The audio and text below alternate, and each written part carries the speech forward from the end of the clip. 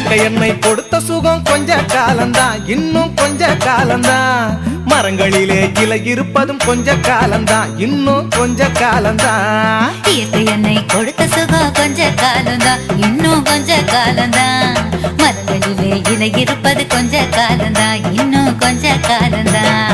மேனி எங்கும் பச்சை குத்திய பூங்காவ பாரு பாரு, மேனி எங்கும் பச்சை குத்திய பூங்காவ பாரு. அதன் பசுமையெல்லாம் மாற போகுது யோசித்து பாரு, அதன் பசுமையெல்லாம் மாற போகுது யோசித்து பாரு.